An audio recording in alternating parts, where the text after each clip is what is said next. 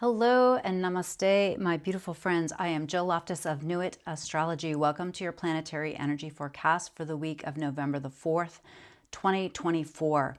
Now, we are entering a very tense time here in the United States, a consequential week of with an election coming up, but we are already in some very intense astrology. Coming from last week, now we have this Mars energy standing across the sky from Pluto. Now that opposition perfected on Sunday the 3rd, and then immediately Mars slipped into the sign of Leo out of the sign of Cancer. Mars functions very differently in the sign of Leo. Mars in Leo is a little bit more fire energy, a little bit more forward, a little bit more empowered, a little bit more front and center, right?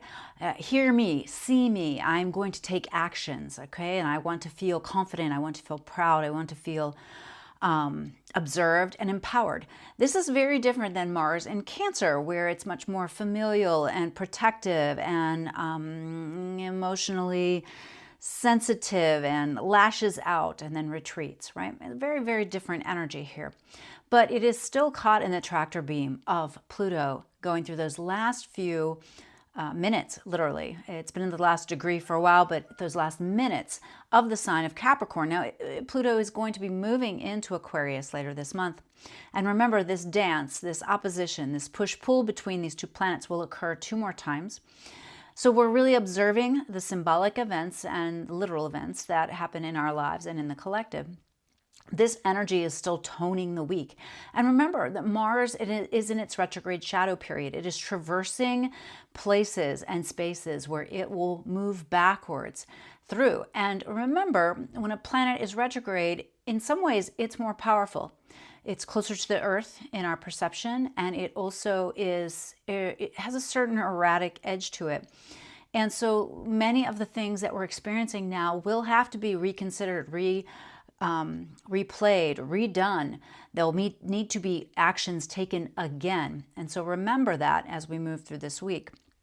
Remember also that this week we step into the Mercury retrograde shadow. Now that does not occur until the 7th in the sign of Sagittarius. It will enter that shadow period. Remember, think of the shadow as it's stepping onto the pathway, and once it hits that next step, it realizes, oh, I'm going to have to traverse this ground again. And so don't get too excited or don't get too upset if things this week don't exactly unfold according to your plan or your ideal outcome. We're not going to know anything for a while. So keep that in mind as you're moving through this week, because that applies not just to what's going on in the election cycle, but things that are happening in your life as well. All right. Now, remember, not in addition to that push-pull that we're experiencing between Mars and Pluto, when Mars slips into Leo, it's not in the exact opposite sign, right? Even though by degree it will be in an opposition, it will not be based on sign. And so this should shift the energy as well. And you might want to really notice strategically how that feels, because Mars in Leo could enter into a different area of your life as well. So you'll want to pay attention to that. Now, as we start the week, the other major energy that we're experiencing is the sun in Scorpio, in the depths of Scorpio, right? Beautiful Scorpio season, sending a beautiful trine energy to Saturn in Pisces. So this is water energy, emotional energy, our feelings, our intuitive sense of things, understanding there's more to what is occurring than meets the eye.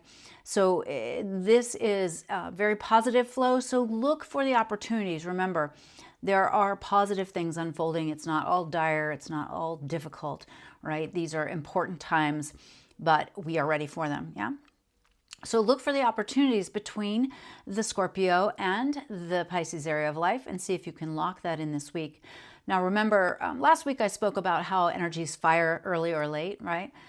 Pluto can fire both early and late, but Saturn tends to fire, meaning that you see the work of the energy in your world or in the outer world. You see that energy coming into play a little later because Saturn tends to be a little slow. And so you might not experience that wonderful flow between the sun and Saturn till later in the week, but it is in play the entire week. Now, for election day on the 5th, keep in mind if you are voting in person, the moon is void in the morning. It's void from 5:23 a.m. until 10:17 a.m. and that's Eastern Standard Time, so you will need to adapt that for your time zone. But keep in mind that things don't get traction when the moon is void, and so don't, again, ride the roller coaster of emotions too high or too low, especially as the morning of that day starts. And if you do want your vote to really count, if you have not done the early voting, you would want to vote after that time frame. Another positive thing, a supportive energy that's coming into play this week is that on that day, Mercury in the sign of Sagittarius, the philosopher, right, the wisdom keeper, is sending beautiful energy to the nodes of the moon. Now, the nodes of the moon are very active this month. They get a blessing from Mercury, they get challenged by Venus, and then they get a blessing from Mars for a long time. This, again, is helping us to cultivate better relationships, better communication in our relationships, relationships that align with our values. So as people come and go from your life, understand there is a bigger picture reason for these things, and don't hold on to things that are ready to leave the life, right? So really look for those important conversations, important philosophical discussions this week that will also kind of help us as we move through. We also need the support of some positive Mercury because we have Venus and Jupiter standing across the sky from each other almost all week as well. Now, Venus is in that Sagittarian sign, again, the sign of the sage, the sign of the philosopher, the priest, the prophet, the professor. And across the sky stands Jupiter, who prefers to be in that Sagittarian energy. And he's in the sign of the mind, local conversations, talking to the neighbor, your kind of mundane daily mind stuff. Those two engaged in any way brings an amplification, right? And so I think there could be a lot of discussion, information, even information overload this week. And so you will want to try to stay mentally grounded. And remember also, at the end of this week, Mercury in Sagittarius will have a difficult angle to Saturn in Pisces, which makes some of the things we're saying and thinking this week consequential and more of an instant karma for blurting something out. Remember, I often say Sagittarius, Mercury in Sagittarius has hoof in mouth disease. They, say exactly what pops into the mind, kind of read the room afterwards and think, ooh, I should have put my filter on. I'm sorry about that. Oops. You can't take it back once it's out, right? It's enough to think it, but then to say it, it really enforces whatever the energy is that you're putting out there. But so try, especially as you get towards the end of the week, to monitor the mind and monitor the mouth. Now, on the 7th, Mercury will step into that retrograde zone, that pre-retrograde zone. So that is something to note, what happens on that day. And then, of course, all the standard Mercury retrograde protocols apply. If you want to buy something technological for Christmas, you better get that purchased before the 7th. Because this retrograde should be quite the doozy, all right? But realize that once you get to the shadow zone, and I don't know about you, but Mercury opposite Uranus last week totally kicked my butt. I mean, I felt like Mercury was like Mercury retrograde ramped up, right? Uranian energy is the higher octave of Mercury. But so just all those protocols come into play. Purchasing things that are electronic or have engines or things like that, not a good idea. Not a good idea to purchase technology, but it's a wonderful time to reconsider and rethink all your systems. So have those backups in place. Venus in Sagittarius is also beginning to come into a difficult contact with Neptune in Pisces. Now, this is the goddess coming into a difficult angle with the god of the sea, the god of inspiration, the god of intuition and what swirls beneath, right? Way, way down in the depths. So this Neptunian square could really cause people to be confused, to be deluded, to have strong opinions and not have all the facts. So this is something definitely, especially for the Venusian ruled signs of Taurus and Libra, to keep an eye on. But any of the mutables, this is definitely something for you to keep an eye on as well. So try not to get into philosophical arguments with people who are not actually listening to you, okay? Because you will not get a lot of traction this week. Now, Another moon void to watch is on the 9th, 7:23 p.m. Eastern to 11 p.m. Eastern. So that's, adjust it for your time zone, but that's a kind of a floaty, inspired, creative time, but not a time to sign contracts or make large commitments. And then we finish the week with that Mercury in Sagittarius preparing to square Saturn in Pisces. So I want you to be careful, cautious with that. Now, for the light of the week, I'm loving the Sun trine to Saturn. You gotta love a good Saturn sometimes, right? It puts the structure, it puts the, it's the foundation of the building that you're going to build. And so that Scorpio energy maybe it showed to you something you're passionate about, and now Saturn is there to help you build it. I'm also really loving that Mercury trine the nodes. The nodes are finishing up that Libra Aries journey, getting ready for next year when they move into Virgo and Pisces. It's going to be such a different energy. And I really, it comes back to this whole idea of who are your people? Who are your people? I think that that's something that people are really figuring out right now, and it's important that you learn these lessons, have those conversations, make those decisions, and move forward with the information that you're given. I'm also super grateful by the end of the week that Mars-Pluto is starting to wane. I think that is something to be grateful for. All right. As far as the shadow of the week, well, Mars-Pluto, right? I think that's a tense energy. I'm still being, just a little more cautious even when I go out into the world, just to, put my protection around myself, slow down, try not to be resonant with argumentative people, do my gratitude list, listen to positive music in the car, right? Then I'm watching that Mercury going into shadow and immediately picking up a square to Saturn. I think that will announce itself at the end of the week in some way. And then Venus square Neptune. As you know, Venus is my star. Whenever she tangles up with people in a difficult way, it's easy to polish things up and want to believe the best, or want to believe that something that's difficult or negative that's happening, to believe that it's not really happening. It's like a Two of Swords image, right? That is where I think that this kind of energy could lead us at the end of the week. So I definitely want to keep an eye on that. So I hope you found this useful and helpful. I will caution you about the week not to get too excited nor too upset about what unfolds. I am not a mundane astrologer, but I follow quite a few mundane astrologers on YouTube. I don't think, based on the astrology and based on the wisdom of these folks, that we're going to know exactly what's going on with the election cycle. I think there's going to be many, many weeks, if not months, of difficulty before we really find out what's going on. So buckle up and be patient, my friends. And I'm looking forward to seeing what the tarot has to say about this week. Hello and namaste, my beautiful friends. I'm Jill Loftus of Nuit Astrology. Let's check out the Isis Lotus Tarot spread for the week of November the 4th, 2024. What do the listeners need to know about how to handle this week? This spread gives us two ways to flow with the info. Alrighty.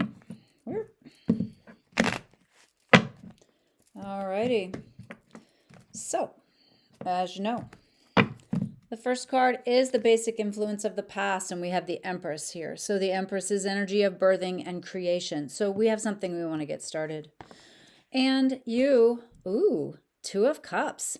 So you are in love with something, the idea of something, the creation of something, the spark of something. You're feeling good about it. The environment, Three of Pentacles. You're working on it, okay? You're a work in progress. Baby, aren't we all? 4, beginning of the culmination of the influences. Ace of Swords. So once we have all the information, we need a plan. We need lists. We need logical thinking. We need practical mental and verbal initiations of what we want. We must speak it. We must do it. We must align with it in a sensible way. Key card of the future, Ace of Cups. Wow, 2 ace energy. So again, but we also must it's a mix of head and heart, right? It's emotional and intuitive, but yet it's logical and rational. You can have both. It's not an either or. Opposite forces in play. Well, on one side we have the Queen of Wands, who is taking care of things. On the other side we have the Queen of Cups. Well, gotta check in. The women folk are doing it, right?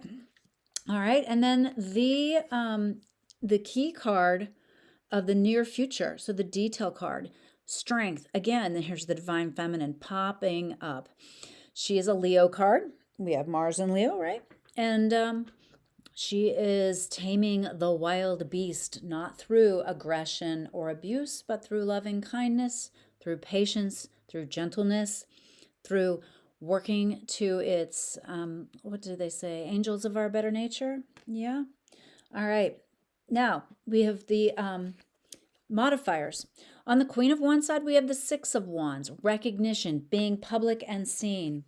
On the other side, with the Queen of Cups, well, there could be some difficult mental things that you come up against on this side. So this could be a difficult person who is not acting very maturely in the situation. It could be your own mind is struggling. Hard to say.